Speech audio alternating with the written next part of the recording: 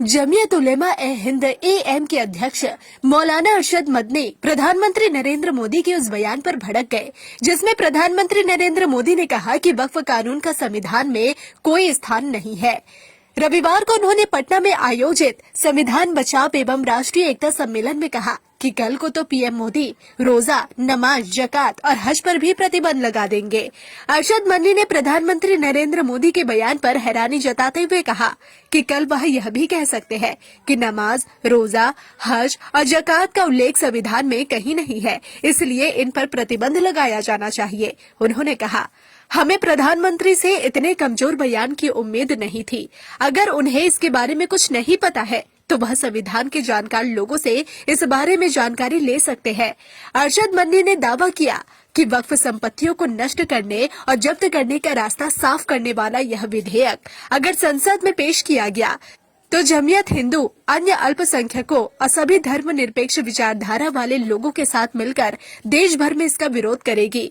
उन्होंने कहा कि मुसलमान कोई भी नुकसान बर्दाश्त कर सकता है, लेकिन शरीयत में कोई दखल अंदाजी बर्दाश्त नहीं कर सकता।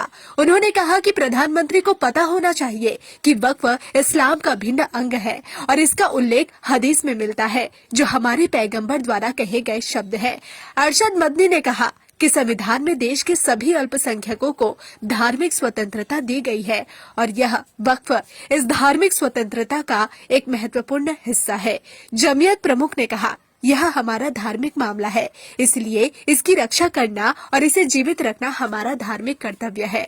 अरशद मदनी ने भारतीय जनता पार्टी के सहयोगी मुख्यमंत्री नीतीश कुमार और आंध्र प्रदेश के CM चंद्रबाबू नायडू से वक्फ संशोधन विधेयक को पारित करने से रोकने का आग्रह किया। उन्होंने कहा कि अगर ऐसा किया गया तो मुसलमानों की पीठ में छुरा घोंपने के समान होगा। यह दोहरी राजनीति अब नहीं चल सकती कि आपको हमारा वोट मिले और सत्ता में आकर इस वोट का इस्तेमाल आप हमारे ही खिलाफ करें।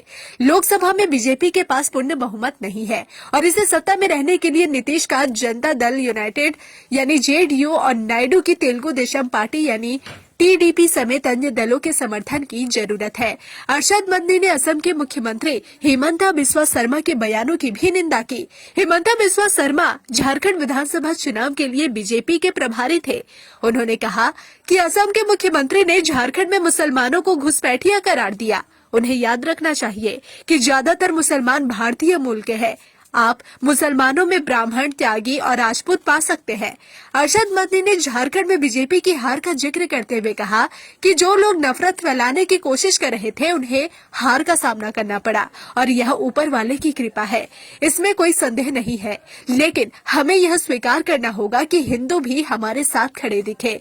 परोक्ष रूप से JDU प्रमुख नीतीश कुमार का जिक्र करते हुए अरशद मदनी ने कहा, राज्य की सत्तारूढ़ व्यवस्था वह बैसाखी है जिस पर केंद्र खड़ा है। राज्य में मौजूद शक्तियां दावा करती है कि वे मुसलमानों को प्रताड़ित नहीं होने देंगे।